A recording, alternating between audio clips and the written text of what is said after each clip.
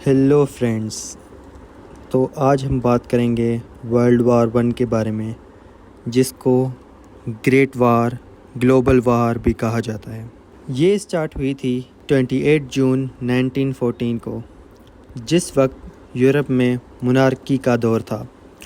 اس وقت arc duke Ferdinand, جو کہ آسٹرو ہنگیرین امپائر کے وارث تھے، اس کو گاوریلو پرنسپ، جو کہ ایک ریولیوشنسٹ تھا، اس نے گولی مار کر مار ڈالا۔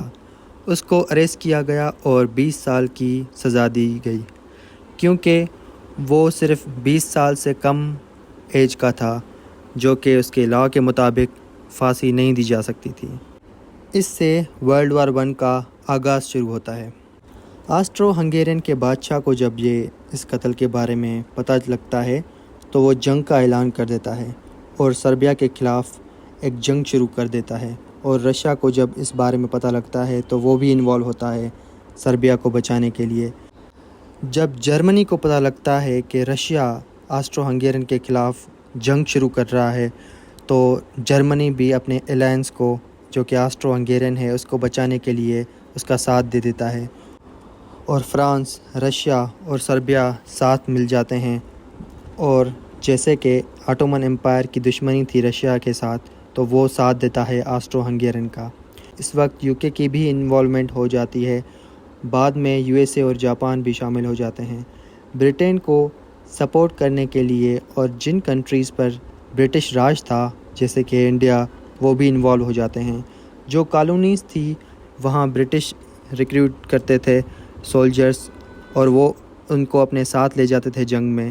ان سب نے ایک دوسرے کے خلاف کیوں جنگ شروع کر دی؟ اس وقت ایسا کیا تھا جو سب کو اس کی لپیٹ میں آنا پڑا، اس جنگ کی لپیٹ میں آنا پڑا؟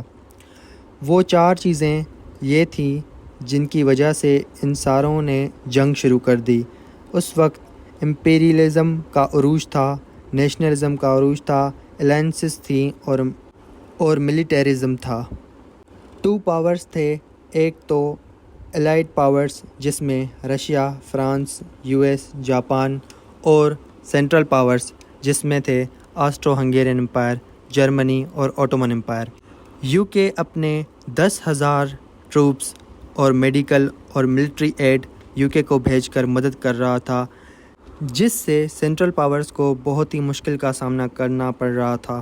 1918 میں جرمنی کی طرف سے ایک آرمسٹک ایگریمنٹ سائن کیا گیا، جو کہ سیز فائر تھا، اور کچھ ہی وقت بعد ہی 28 جون 1919 میں ٹریٹی آف ورسائلز سائن کیا گیا، جس میں جرمنی کو گلٹ آف وار قرار دیا گیا، اور ہیوی وار ریپریشنز اس پر لگائے گئے، جو کہ یہ تھے کہ اس کو ان کنڈیشنز کے مطابق جرمنی اب 1 لاکھ سے زیادہ ٹروپس آرمی میں ریکروٹ نہیں کرے گا، اور اپنی ٹینکس بھی نہیں بنائے گا، اور ہتھیار بھی نہیں بنائے گا، اور کوئی بھی ٹیریٹوریل ایکسپینشن نہیں کرے گا، اور ایک بڑی اماؤنٹ کی پینلٹی لگائی گئی جو کہ $33 بلین کی تھی، جس کی لاسٹ پیمنٹ جرمنی نے 2010 میں کی تھی۔ اور یہی ایک کارن بنا تھا کیونکہ جرمنی کی عوام اس سے بہت ہی شدید ناراضگی میں، اور یہ ایک قسم کی